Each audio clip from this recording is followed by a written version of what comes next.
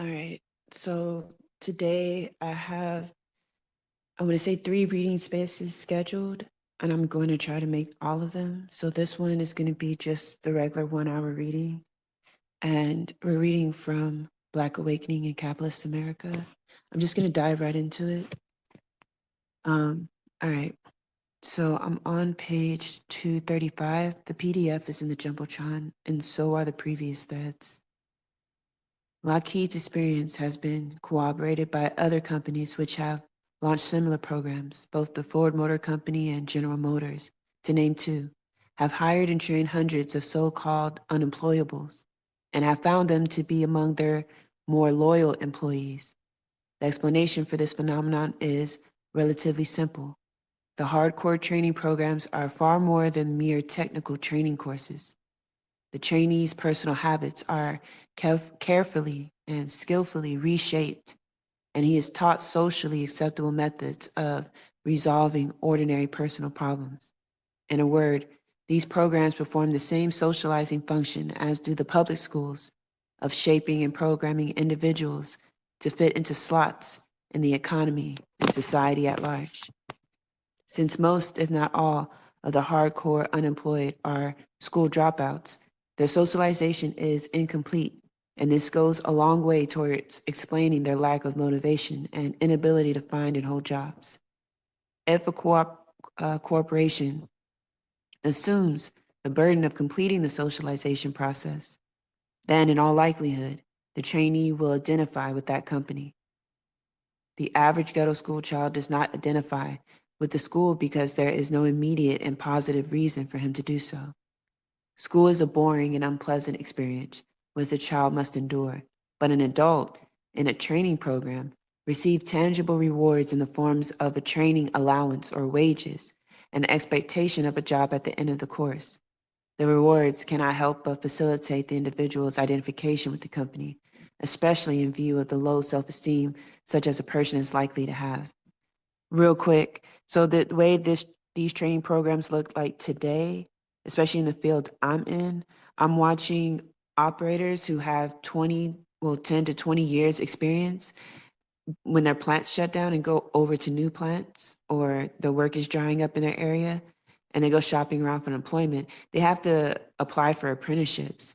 I actually had a old coworker of mine call me recently and tell me how he applied for a job in another state.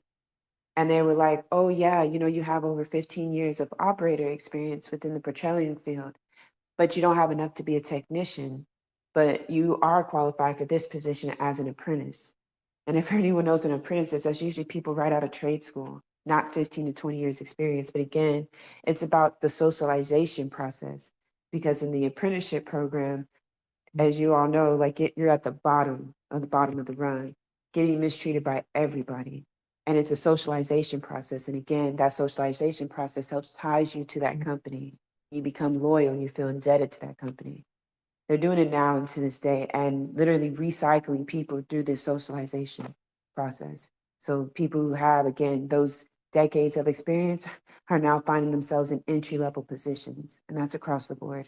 Just wanted to bring that up on why that is, that there's also again, a social engineering aspect to the way they conduct and modify the workforce. And we have to pay attention to that and be aware of that as well. Hold on, let me grab some water real quick. I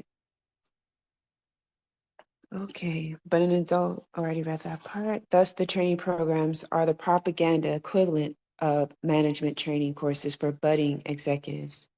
Both teach requisite skills and build subtle psychological links between individual and corporation. The more sophisticated job trainee, as the more sophisticated junior executive, can be expected to identify with the corporate system as a whole, as well as the individual firm that employs him. It goes without saying that such time-consuming training programs are expensive.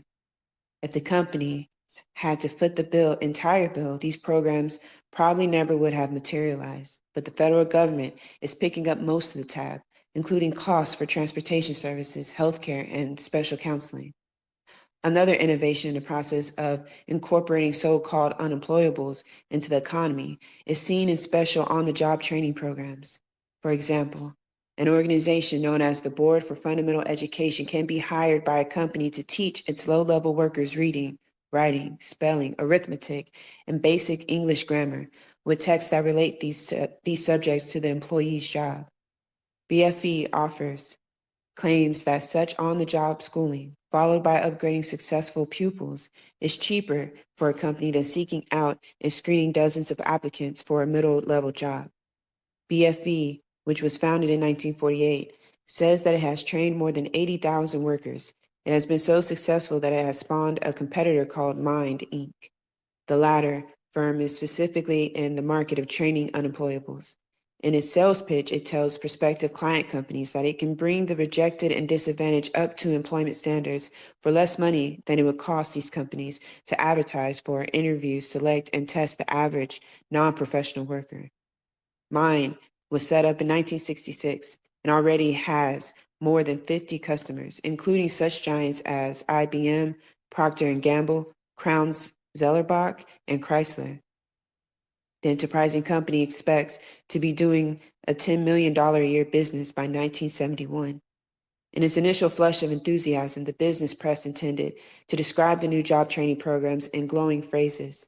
But there are long-term problems that mitigate against the eventual success of these programs to find jobs for the hardcore jobless and convince the Black working class that it has a stake in the corporate system. To begin with, there is the fact that most of the programs to date are small and have only limited impact. Just to bring the Black jobless rate down to the unemployment rate for whites would require finding jobs for some 350,000 unemployed Blacks. In an economy which is generating new jobs at the rate of 1,500,000 per year, this may not seem like too difficult a task, but it must be borne in mind that only a very few of these jobs would be open to the average unemployed Black person for reasons having more to do with technological advancement than racial discrimination. I disagree with that, but let's keep going. And in the event of a recession, even these openings will disappear. Assuming that no recession is in the offing, the long-term prospect still favors a critical job shortage in the cities. The Economic Development Administration, a part of the U.S. Commerce Department, said in its 1967 annual report that poverty in rural areas is getting worse. And I just want to say, too, the reason why I disagree is because we've already had economists in our times get on every national platform and say we cannot have full unemployment. Matter of fact, in order to combat inflation, these economists said, we need to fire more people pronto. Literally said that on national TV. So it has nothing to do with the advancement of technology. This is how the system works. Assuming that no recession is in the offing long term. Okay, assuming there is no recession in the offing, the long-term prospect still favors a critical job shortage in the cities. The Economic Development Administration, a part of the U.S. Commerce Department, said in its 1967 annual report that poverty in rural areas is getting worse. Consequently, more unskilled persons from these areas are flooding into the cities. By 1975, the EDA reported, the 25 largest metropolitan areas, excluding those in California, will have a potential shortage of 2.9 million jobs. To make matters worse, there is a growing trend for industrial concerns and other businesses to move out of the cities to small towns or the suburbs. High taxes and high labor costs in the cities are what motivate this move, but the net effect is to intensify the financial crisis in the urban areas and to add to Black unemployment. Finally, there is the role of the unions. The unions have not been hospitable to training programs for the hardcore jobless, as they have not been particularly friendly to Black labor in general.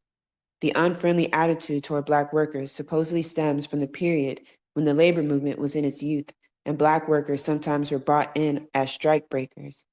This occasional scab role played by unorganized Blacks fed the racism of the white workers and used as the excuse for excluding Blacks or restricting them to menial jobs.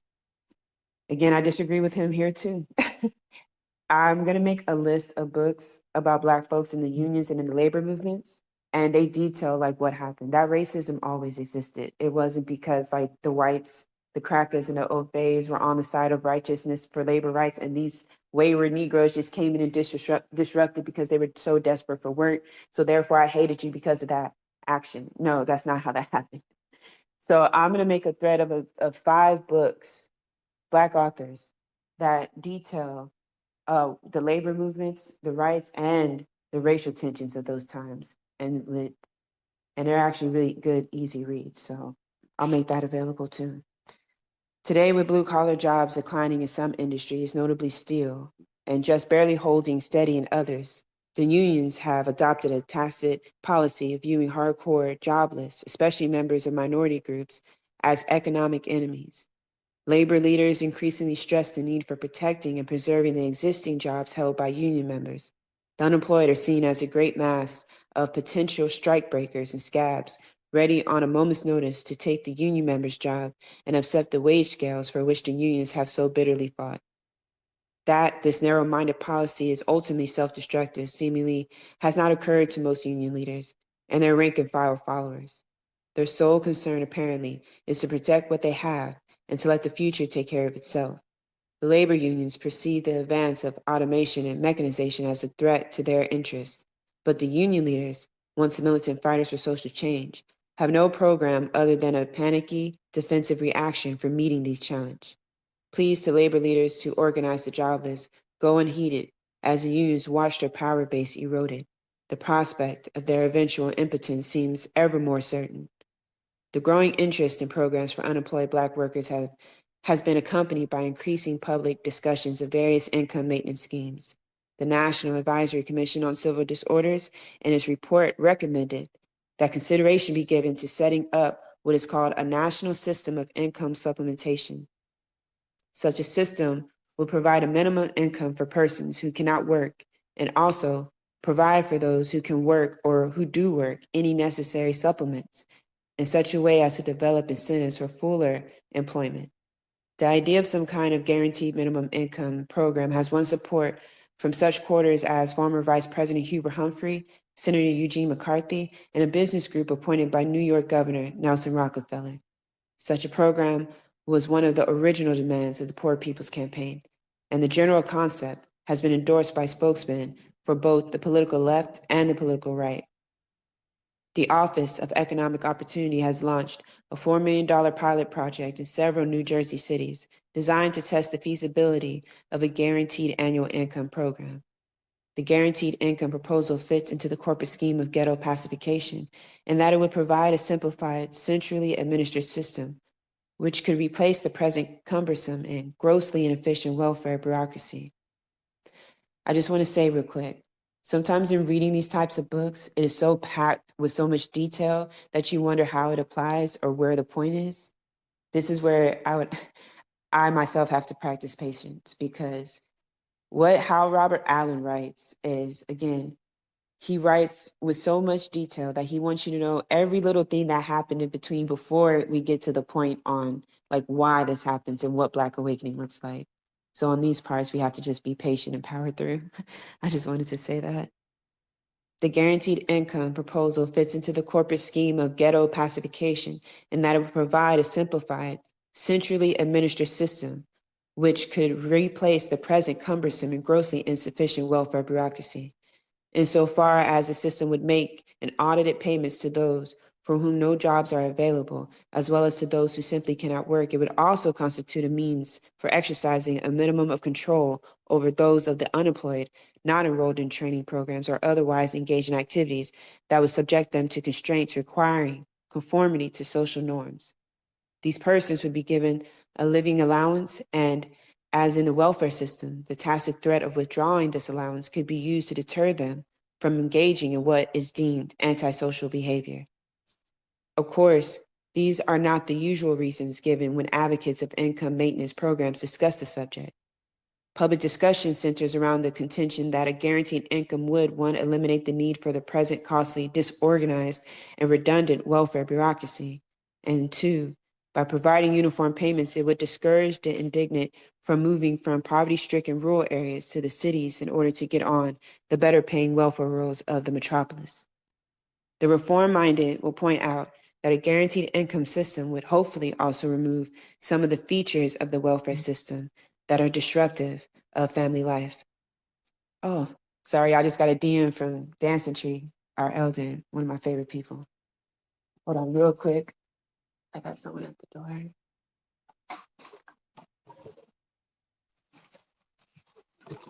All right. Of course, these are not usual. Oh, sorry, I already read that. Corporate execs, when discussing the matter among other money payments, would tend to increase aggregated demand throughout the economy. Some political radicals endorse the idea on the grounds that it will yield a more equitable distribution of national income. Of course, that's not how it worked. However, a look at the proposal being given serious consideration reveals that the latter possibility is not a likely outcome. Okay. In 1962, an economics professor at the University of Chicago, Milton Friedman, who became an economic advisor to Barry Goldwater in 1964, proposed a guaranteed income in the form of a negative income tax. Under this proposal, individuals whose income falls below a certain line will receive payments from the federal government. The most generous demarcation line widely, sorry, I'm trying to move and read at the same time.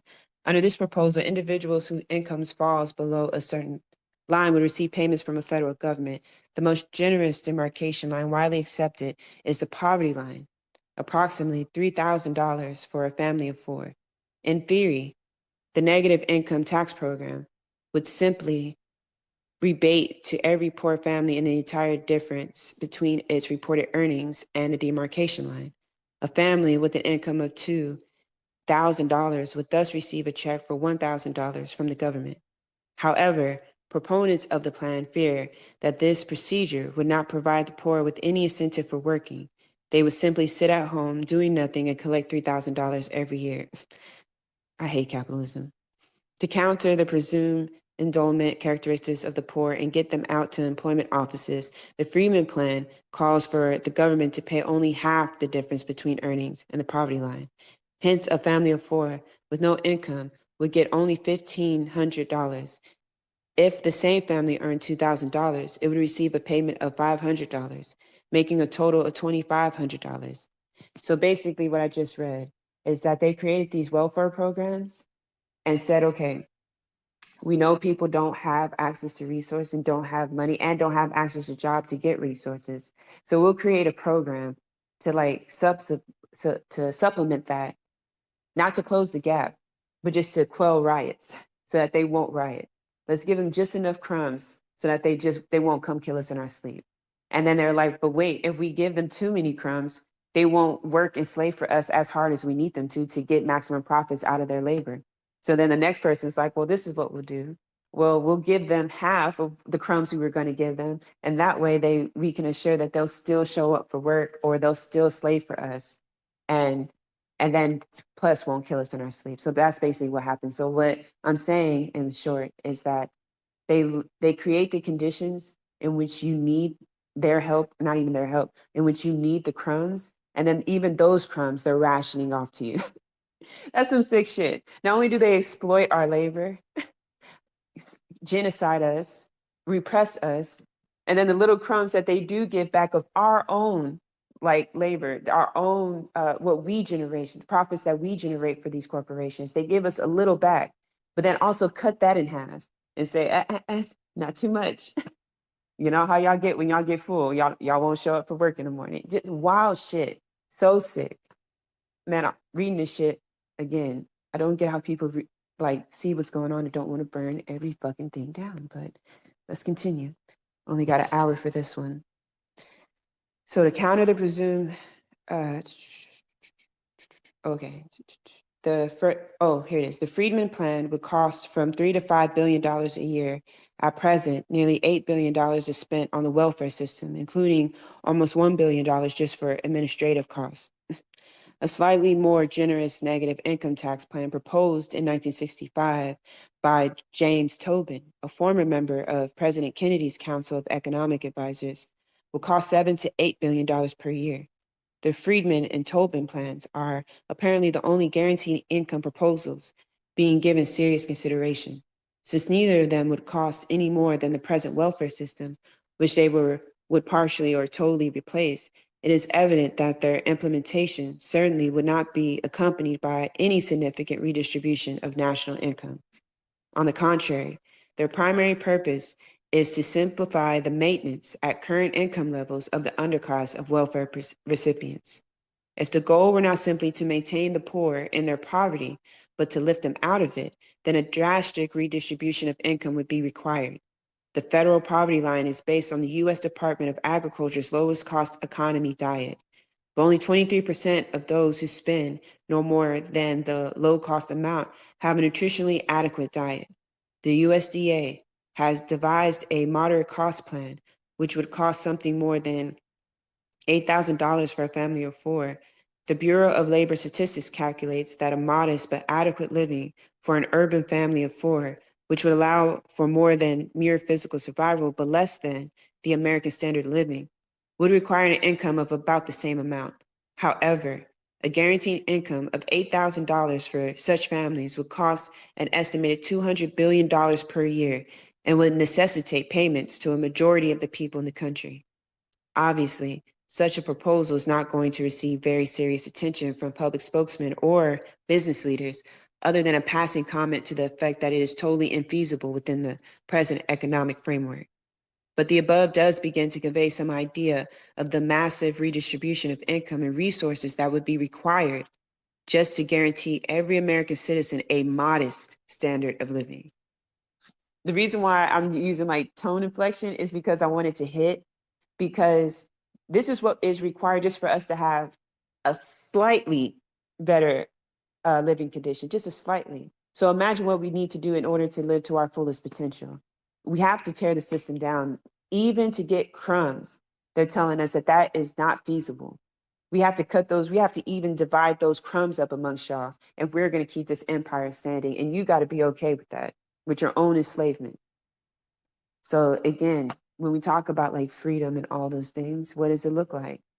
You can't imagine it within this system. It's impossible. It needs to go. One final point.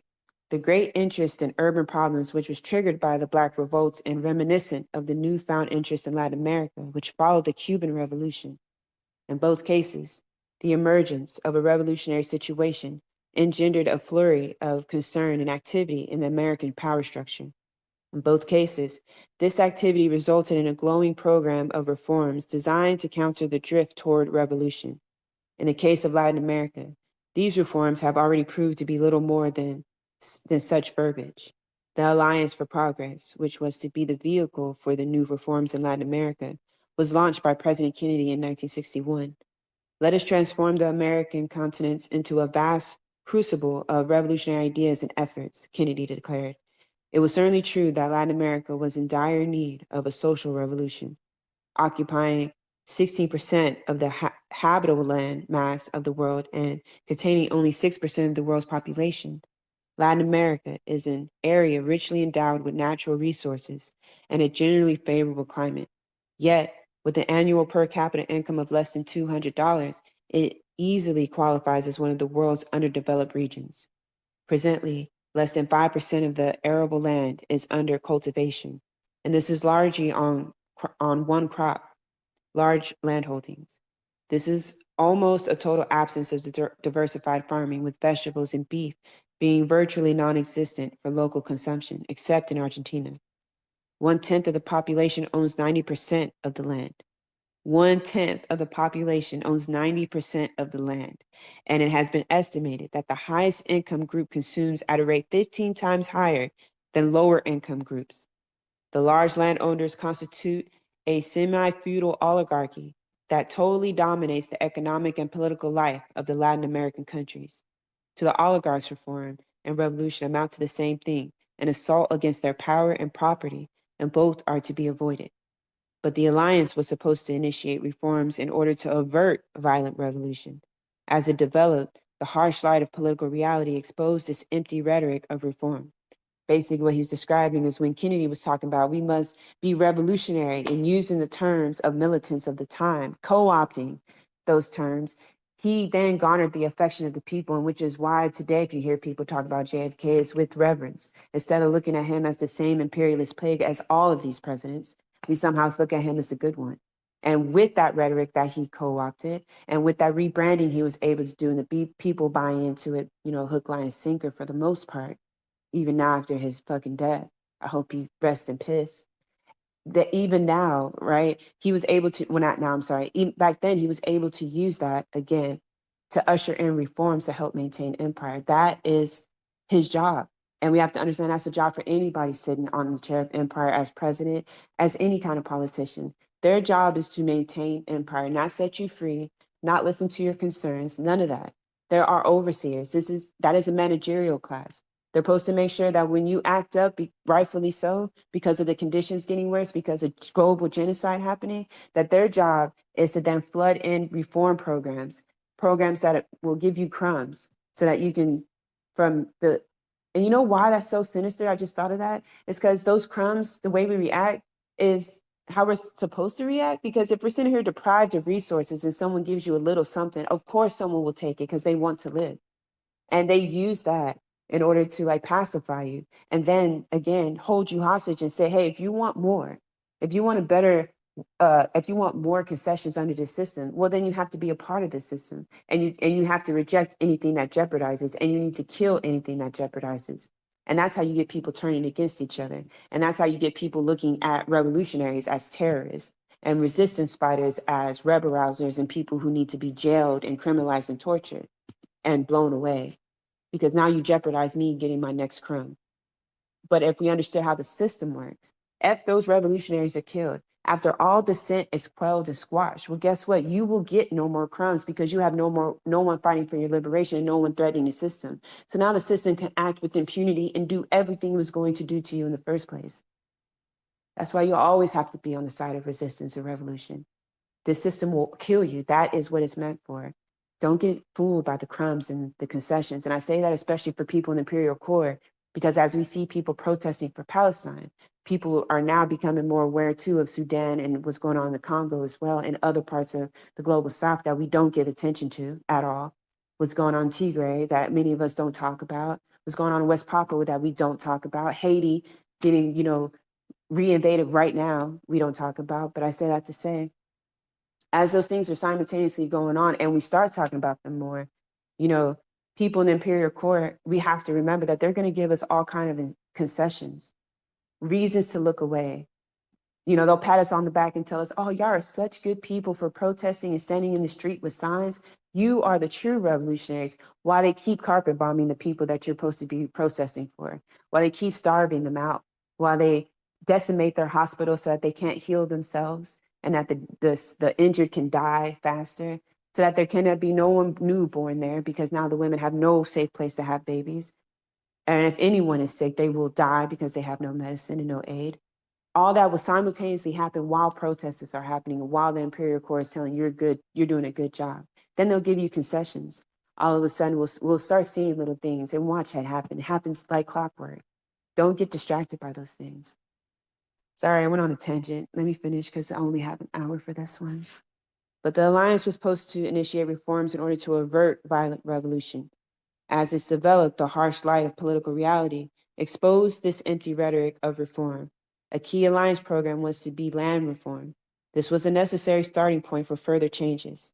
However, both the local rulers and the US government thwarted this program.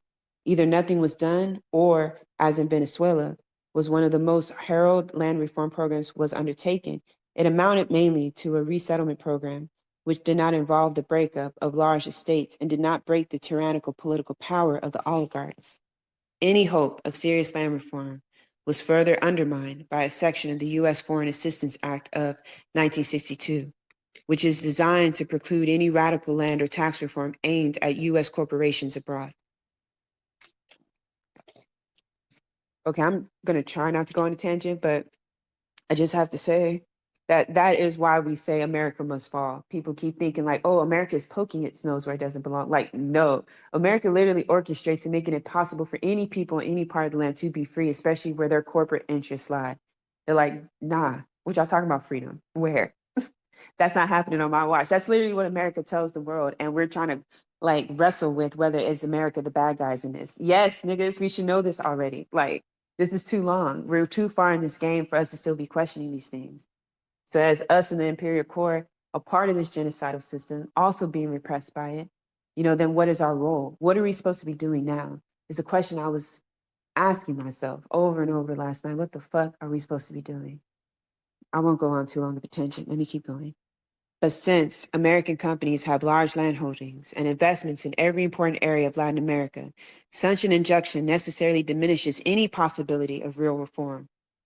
As David Horowitz has commented, the strategic aim of the alliance was the preservation of vested interests, particularly U.S. private capital in Latin America. The tactic for achieving this goal was to be reformism, but in the face of a real or imagined social upheaval, this tactic was quickly abandoned for more traditional methods. Commenting on the first 2 years of the alliance, Horowitz wrote that period. And this is them talking about what reform is used for. That's why when people get frustrated and, people who study these things and know better say reform doesn't work. Matter of fact, reform works on behalf of the state. People like, no, y'all are just bitter. No, they have said this. They're like, yeah, that's what we use it for. So again, we don't even have to wonder how these things work or figure it out. They've written it all down in great detail and literally left it on the coffee table for us to read because they actually think we won't read it and won't study it and won't apply it. But yes, they've already defined what reform is for and how it works under empire and helps them maintain their power. So for the people to protest for reform or want reform, you're only wanting the will of empire. So we have to question these things. So this is what Horowitz says. Had revealed that only the most minimum reforms would be tolerated by either the Latin American oligarchies or the U.S. Congress. When any Latin American government attempted to step beyond the bounds of minimal reform, it would find itself toppled by a military coup. The United States would then be called upon to provide support for the basically unstable, because unpopular, political replacement. The U.S. could be counted on to provide the necessary support, as 7 coups in 3 years testified, because the U.S. elite still had a greater fear of social instability with this promise of far-reaching reform than the prospect of political dictatorship and the immemorial poverty and suffering of the status quo. So basically what he describes is that if a country tried to do for its people in any way, shape, or form that was outside of what the status quo of what American interests lie, America would just, stage a military coup and install one of the unpopular candidates. And the candidates was often unpopular because they were fucking fascist and far right wing candidates. And they installed them all over the place. And then we wonder why we have Nazis. Like us as the colonized people, we have to be aware of these things. This is the country you're in. Your country is an empire that goes around installing fascist dictators all over the world because it benefits their bottom line. And they do not care how many kids they killed. They don't care how many people they displace. They don't care how many waters that they poison. They don't care about the lands that they destroy and that you can no longer grow food on it. They don't give a fuck. And this is how this empire functions. You can't reform this. You can't work within that. Working within that only changes you. That's how it's designed. So when people talk about freedom and liberation, when will this end? And why is this happening? America is literally sitting up there like a bad bitch talking about it's me. So what the fuck are y'all gonna do about it? It's not funny, but it just pisses me off because, man, the things we witness and are gonna continue to witness until this system falls is the human mind is not built to consume all of this carnage. Not like this. I think that's why everyone's so tired and exhausted. Even after sleeping, you're still exhausted. We're not meant to be in this state permanently like this, and yet that's exactly what the empire wants. There are no oligarchies in Black America, but the lesson of the Alliance for Progress in Latin America should be clear. The U.S. corporate elite is more interested in social stability than it is in social reform. And what it means by social stability is not that we're taken care of and have housing. No, he just described the opposite. Social stability just means that there's no unrest, meaning, yeah, you're hungry, you're starving, you have no access to any jobs with livable wages. You're being exploited and abused on the jobs. And then also, too, you got to worry about your kids being funneled into the school to prison pipeline. And then you yourself being kidnapped by the state and then put into the prison plantations. Yes, you live with constant repression, state violence all day, every day. But um, social stability means that you aren't in the streets or burning down anything or threatening the status quo. That's what they mean by social stability. The US corporate elite is more interested in social stability than it is in social reform. It may, on occasion, endorse reforms as a means of subverting revolution, but its commitment to the tactic is at best tenuous. Its one abiding concern is to protect and extend corporate investment and corporate domination. All else, including those Blacks who look to corporate America with such hope, must be subservient to that interest. To summarize, the Black rebellions ingested a new sense of urgency into the urban crisis and prompted the corporate elite to reassess its role in handling the problems of the city. The strategy evolved by the corporatists calls for the establishment of a Black elite which can administer the ghettos. Where possible, Black workers will be reintegrated into the economy. Those Blacks who can't be absorbed into the workforce may be pensioned off on some type of income maintenance program. From the corporate viewpoint, this strategy is more efficient, less costly, and more profitable than either traditional welfare statism or massive repression. With the federal government, i.e., taxpayers, footing the bill, the corporations have all to gain and little to lose. This strategy is fraught with difficulties and contradictions, some of which have been discussed in the preceding pages. In essence, it devolves into the equivalent of a program of neocolonial manipulation, not unlikely what transpires in many underdeveloped countries in the third world. Whether it will succeed depends partly on the ability of corporate America to overcome the difficulties mentioned, and partly on the Black communities themselves. In the long run, the strategy cannot help but intensify class divisions and class conflicts within the Black communities. Increasingly, the majority of the Black population will find itself dominated by new oppressor class, Black instead of white. But whether this class conflict can be combined with the nationalist sentiments of the Black masses to become the motive for social change depends on the ability of Black radicals to devise a program which appeals to popular Black masses. Which leads us to our next chapter.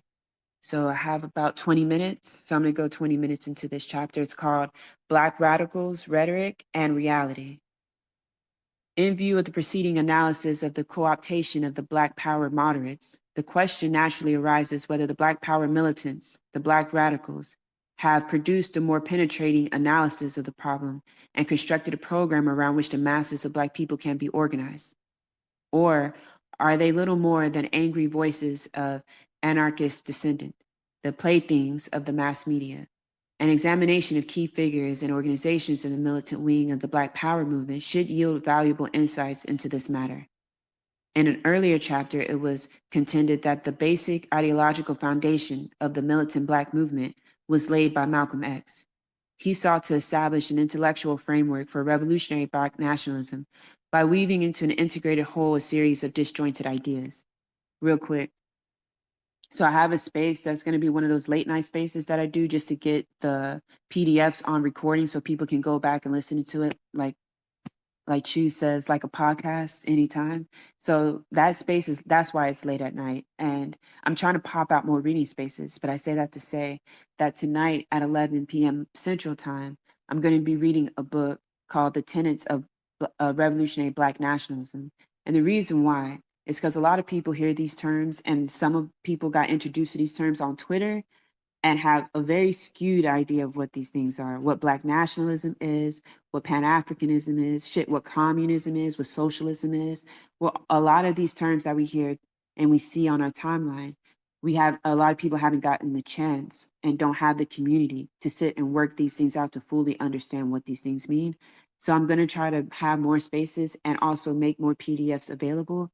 If you go to my pinned tweet on my page, there's a library there that has a plethora of free books, and I'm going to be adding more so that people can have full access to these things. And again, reading, having that leisure time is also a privilege. Shit, having internet access is a privilege, right?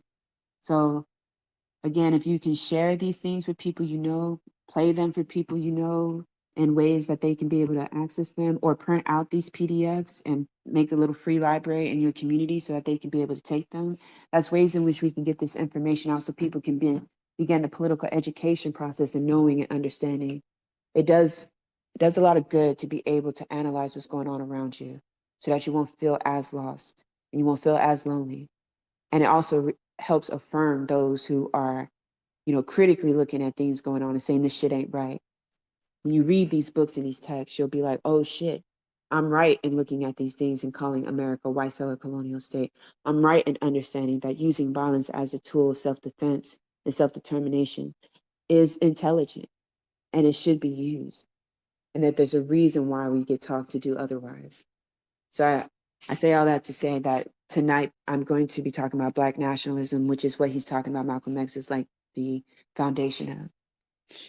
He pointed up the necessity for psychological liberation and Black pride. He demanded Black control of Black organizations and communities, and he was an advocate of self-defense for those communities. Malcolm was an unrelenting opponent of the white capitalist power structure and its political vehicles, the Democratic and Republican parties. He identified this power structure rather than the white population as a whole as the primary agent of Black oppression.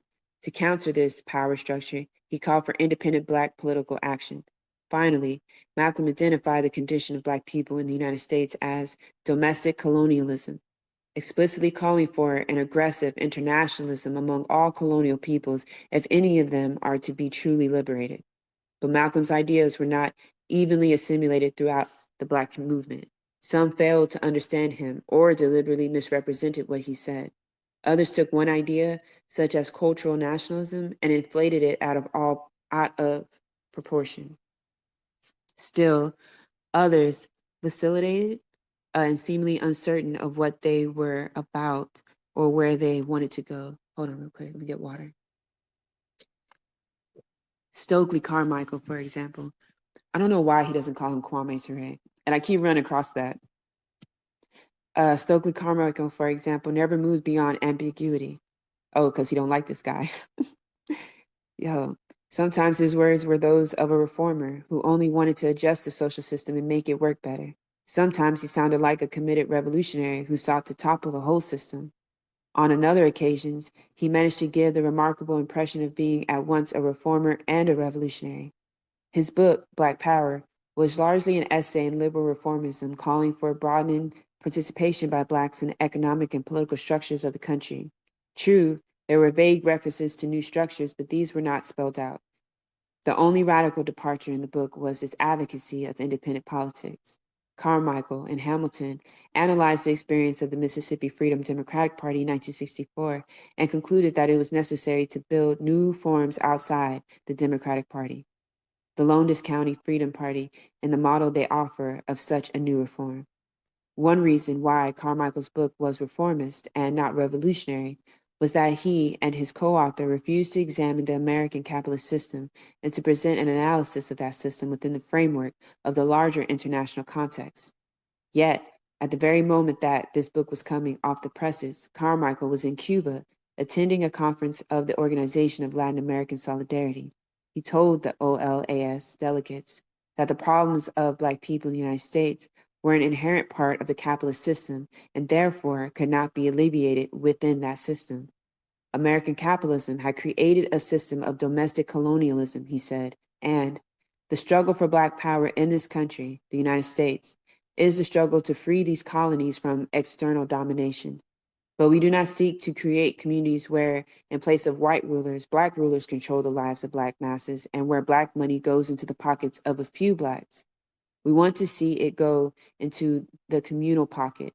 The society we seek to build among Black people is not an oppressive capitalist society, for capitalism, by its very nature, cannot create structures free from exploitation.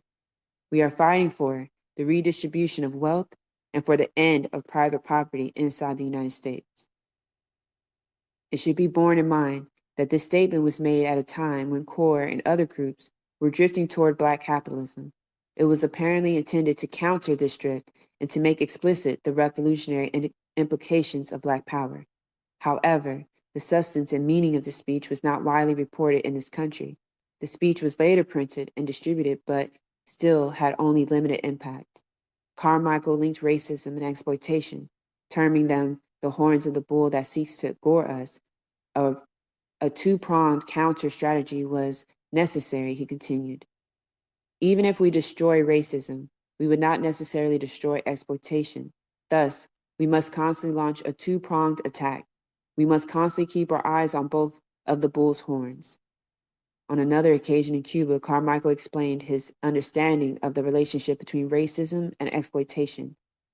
In order to justify the raping of the countries of the Third World, they, the white rulers of the West, developed the ideology of racism, that the peoples of Asia, Africa, and Latin America were subhuman, so that it was okay to exploit them. That is why many Westerners never object to the brutal oppression of their colonies.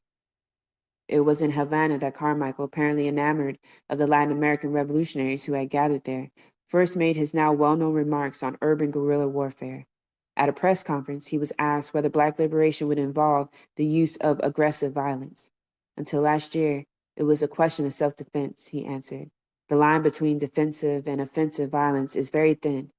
We are moving into open guerrilla warfare in the United States. We have no alternative but to use aggressive violence in order to own the land, houses, and stores inside our communities and control the politics of those communities.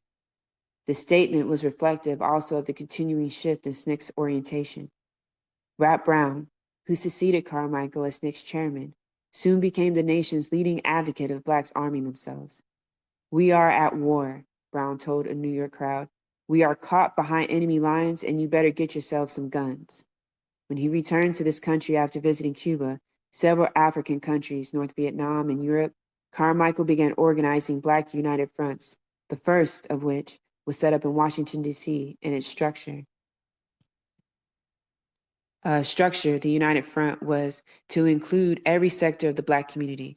Real quick, I'm going to read a footnote on the previous page. It's talking about H. Brown. It says, Brown's militant statement soon got him into trouble with the authorities. He was charged with inciting to arson after a riot broke out in Cambridge, Maryland, following a speech he made there. But a special report to the President's Advisory Commission on Civil Disorders concluded that long-standing grievances and police overreaction, not Brown, caused the troubles. It may be emotionally satisfying to think that Brown came to Cambridge and that therefore there was a riot, the reporter said. But the facts are more complex and quite different. Black grievances over housing, police, education, employment, and anti-poverty programs had heightened community tensions, it said. Brown's speech was unequivocally militant, radical, and revolutionary. The report continued, but it was an incident in which Brown was struck by a ricocheting bullet fired by a white sheriff's deputy, not the speech itself, which initiated the violence. Police overreaction to the tense situation then triggered the rebellion. Carmichael believed that such united organizations were needed in order to assure Black survival in the face of increasing repression. It was only by uniting the entire Black community to fight this repression, he believed, that militants, moderates, and apolitical Blacks alike could have any hope of surviving. Carmichael also hoped that the United Front could serve as a radicalizing agency. Every Negro is a potential Black man, he said repeatedly, and he thought that the Black bourgeois and other indifferent Blacks could be brought home and recruited into the liberation struggle. After he returned to this country, Carmichael dropped the Marxist political ideas which he had been espousing in Cuba. Instead, he adopted a position quite close to that of the cultural nationalists. In February 1968, the enemy of, real quick, let me see what time it is. Okay, y'all, I got 10 minutes. After he returned to this country, I already read that. In February 1968, the enemy of Blacks was no longer the capitalist system. The prime enemy was the white man, the honky. We are talking about a certain type of superiority complex that exists in the white man wherever he is. Real quick, I do notice that when people hear certain people talk about white supremacy, they tend to automatically say, oh, y'all are only focused on race, y'all don't have a class analysis, which is so far from the truth.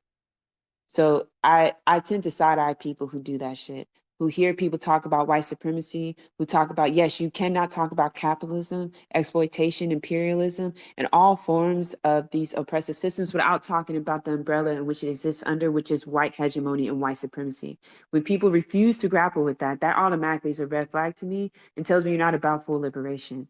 You just want a comfortable lifestyle for you. Because if you can ignore any oppression, whether it be oppression of people who are gender nonconforming, whether it be people of women, of whether it be the oppression of children, whether it be the oppression of people in Haiti, Sudan, the Congo, Palestine, West Papua, Tigray, all across. If you can ignore those, right, it's because you're comfortable with certain people dying as long as it doesn't impact you and your material conditions. So I don't give I do not like talking to people who will sit there and be like, it's not about race. Fuck you sideways. For real. So, anyways, after he returned to his country, Carmichael, oh, I keep going back to that. We have to recognize who our major enemy is. The major enemy is not your brother, flesh of your flesh, blood of your blood. The major enemy is the honky and his institutions of racism. Okay, it is characteristic of the cultural nationalists to exhibit a simplistic fixation on racism, to be unable or unwilling to delve any deeper into the American social structure, which is really weird that he says that and comes to that analysis, because if you read Kwame Ture's work, if you listen to any of his speeches, he does not hone on only one thing. Matter of fact, he attacks all of them almost all the time. So I think we have not I think, I've run into problems on the left, I'm going to say the black left, where some black people do not like to talk about racism, white supremacy, because they feel it alienates the white workers. You got me fucked up. I'm going to just tell y'all that now. Not only will I always talk about these OFAs and their role in this oppressive system, but I will constantly harp on white supremacy and how it needs to be dismantled too. And if you are someone who wants to see liberation across the globe, it should be your agenda as well. It is a characteristic of, like the Kerner Commission, the Black Cultural Nationalist identifies white racism, originally nothing more than a convenient ideology to justify slavery and exploitation, as the sole cause of Black oppression. Carmichael's new cultural approach ruled out any possibility of any alliance with poor whites. See, every fucking time.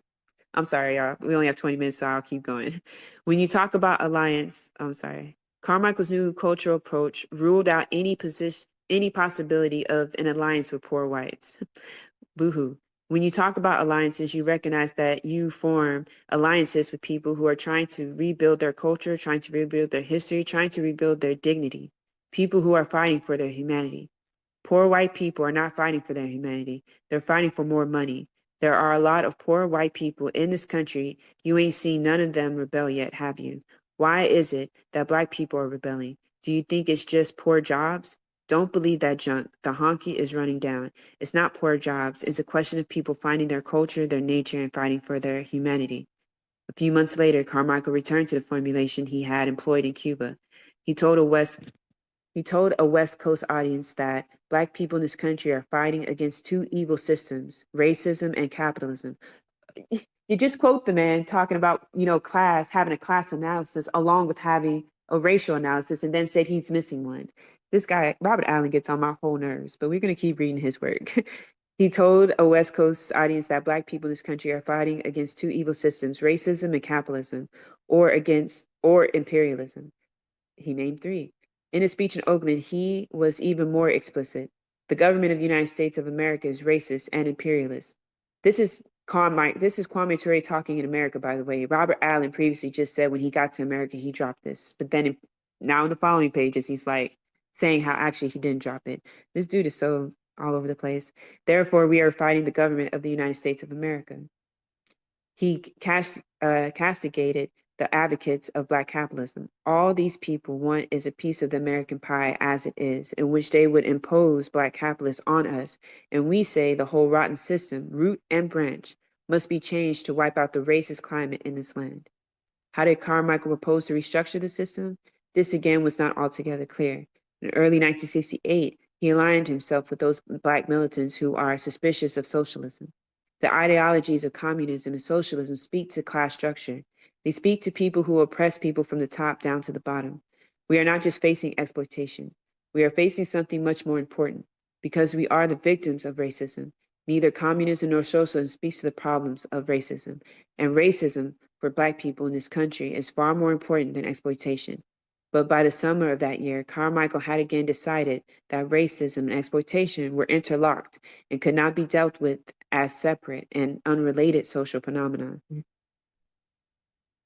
Okay. Thanks, Shoes.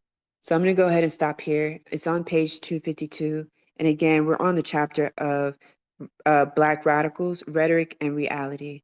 And I'll go ahead and schedule a space for tomorrow to continue picking this back up. Again, it'll be the same time, 11 a.m. Central, and we'll get through this book.